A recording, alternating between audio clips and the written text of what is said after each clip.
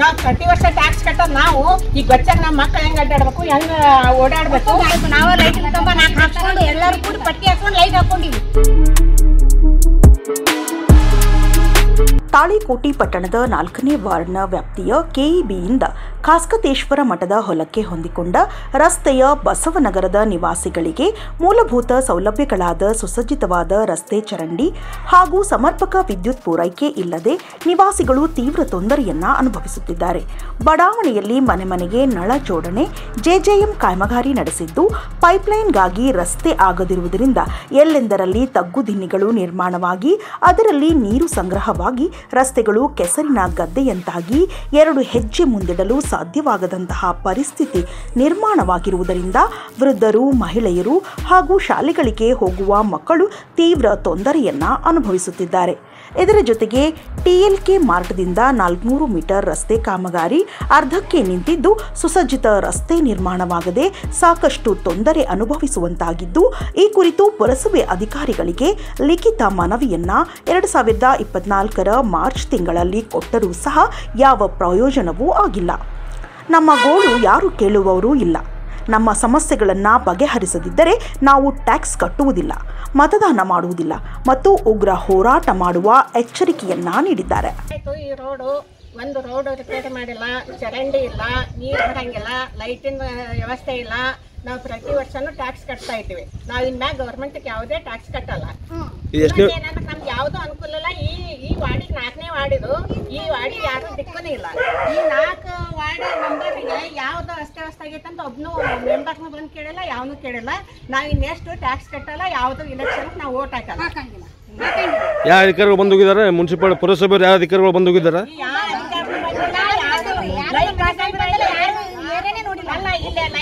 Light ಹಾಕಂದ ತಕ್ಷಣ ಇಲ್ಲಿ ಯಾವ ಮನಿ ಚಂದ ಅದಾವ, ಚಂದ ಅಂದ ತಗೊಂಡ್ ತಾಯಿ ಏನ್ ಮಾಡ್ತಾನೆ ತಂದೆ ನಾವು ಮಾಡ್ಬೇಕು.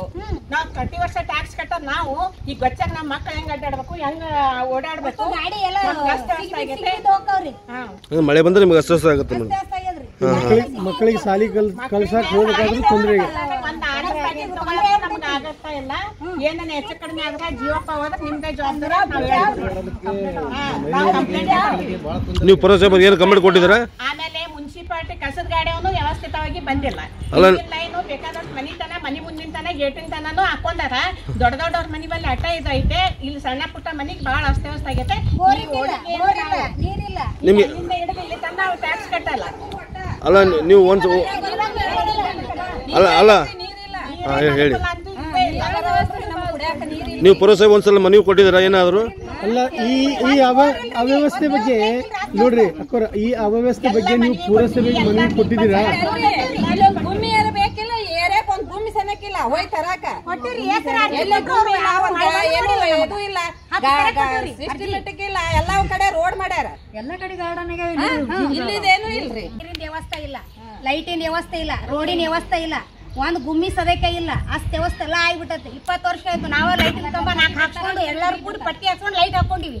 ಆದ್ರೂ ಕಂಬಕ್ಕೆ ವ್ಯವಸ್ಥೆ ಇಲ್ಲ, ಲೈಟ್ ಇಲ್ಲ. ಹೆಂಗ್ ಮಾಡುದ್ರಿ ಇಲ್ಲಿ ಜೀವನ ಮಾಡ್ಬೇಕಂದ್ರೆ? ನೀವು ಈ ಏರಿಯಾದಲ್ಲಿ ಎಷ್ಟು ವರ್ಷ ಆಯ್ತು? 20 ವರ್ಷ ಆಯ್ತು. ಈ ರಸ್ತೆ ಎಷ್ಟು ಇದೆ?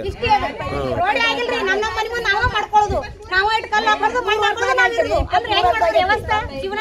ಯಾವ ವಾರ್ಡ್ ಮೆಂಬರ್ ಬಂದಾರ? ಯಾರು ಬಂದಿಲ್ರಿ. ಬರೀ ಓಟ್ ಹಾಕೊಳ್ಳೋದು ಬರ್ತಾರೆ, ನಮಸ್ಕಾರ ಮಾಡಿ ಓಟ್ ಹಾಕೊಂಡು ಹೋಗ್ತಾರೆ. ಯಾವ ಅಧಿಕಾರಿಗಳು ಬಂದಿಲ್ಲ? ಉಳಿದವ್ರು ಯಾರು ಬಂದಿಲ್ಲ. ಒಳ್ಳೆ ಹಾಕಂದ್ರಂತೂ ನೋಡಂಗಿಲ್ಲ. ನಾವು 4-5 ಸಲ ಆಫೀಸ್ಗೆ ಹೋಗಿ ಮನವಿ ಮಾಡಿ, ಮುನ್ಸಿಪಾಲಿಟಿ ಆಫೀಸ್ಗೆ ಹೋಗಿ ಮನವಿ ಮಾಡಿದ್ವಿ. ಲೈಟ್ ಹಾಕ್ರಿ, ಕತ್ಲೈತೆ, ಅಮಾಸಿ ಉಣಿದ ದಿವಸ ಹುಳ ಉಪ್ಪಡಿ ಕಾಣಿಸ್ಕೊಂತಾವ, ಮಕ್ಕಳು ಆಡ್ತಾವಂತ ಎಲ್ಲ ಅಷ್ಟು ಹೇಳಿದ್ವಿ. ಅವ್ರು ಬಂದು ಏನೂ ಕೇರ್ ಮಾಡಲ್ಲ.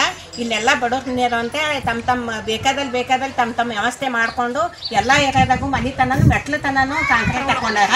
ಇಲ್ಲಿ ನಮ್ಮ ಮನೆ ಓಣಿಗೆ ಈ 4ನೇ ವಾರ್ಡಿಗೆ ಏನು ವ್ಯವಸ್ಥಿತ ಇಲ್ಲ. ಇದಕ್ಕೆ ಯಾವ್ದು ಅನ್ನೋದು ಕೂಡಲೇ ನಮ್ಗೆ ವ್ಯವಸ್ಥೆ ಮಾಡಿಕೊಡ್ಬೇಕು. ಇಲ್ಲ ನೆಕ್ಸ್ಟ್ ಏನೈತೆ ನಾವು ಮುಂದೆ ಹೋಗ್ತೀವಿ. 12 ವರ್ಷದಿಂದ ವಾಸ ಮಾಡೀವಿ, ಮನೆ ಕಟ್ಕೊಂಡಿವಿ. ಇಲ್ಲಿವರೆಗೂ ಪುರಸಭೆ ಅಧಿಕಾರಿಗಳಾಗಲಿ ಮೆಂಬರ್ಗಳಾಗಲಿ ಬಂದು ಈ ರೋಡು ಮಾಡಿಸಿಲ್ಲ, ಚರಂಡಿ ಇಲ್ಲ, ಆಮೇಲೆ ಬೀದಿ ಲೈಟ್ಗಳು ಹಾಕ್ತಿಲ್ಲ, ನಲ್ಲಿ ನೀರು ಅರ್ಧ ಲೈನ್ ಅರ್ಧ ಏರಿಯಾಗೆ ಬರ್ತದೆ, ಇನ್ನು ಅರ್ಧ ಈ ಕಡೆ ಬರೋದಿಲ್ಲ. ಹೀಗಾಗಿ ಇಲ್ಲಿ ಜನರಿಗೆ ತೊಂದರೆ ಆಗಿದೆ. ಮಳೆ ಬಂದು ಕೆಸರಿನಲ್ಲಿ ಓಡಾಟ, ಮಕ್ಕಳು ಶಾಲೆಗೆ ಕಳಿಸೋದು ಇವೆಲ್ಲ ತೊಂದರೆ ಆಗಿದೆ. ಆಮೇಲೆ ಅದು JJM ವರ್ಕ್ನಲ್ಲಿ ಬಂದು ಎಲ್ಲ ಬದಿ ಹಾಕಿ ಮಣ್ಣು ಹಾಕಿ ಹೋಗಿಬಿಟ್ಟಿದ್ದಾರೆ, ಯಾವುದೋ ಸೀದಾ ಮಾಡಿಲ್ಲ. ಸೊ ಹೀಗಾಗಿ ನಮ್ಗೆ ತೊಂದರೆ ಆಗಿದೆ. ಪುರಸಭೆ ಅಧಿಕಾರಿಗಳು ಇದನ್ನು ಗಮನ ಹರಿಸ್ಬೇಕು ಅಂತ. ಇದು ಮೆಂಬರ್ ಬಂದು ಹೋಗಿದ್ದಾರೆ, ಯಾರು ಸದಸ್ಯರು ಸರ್?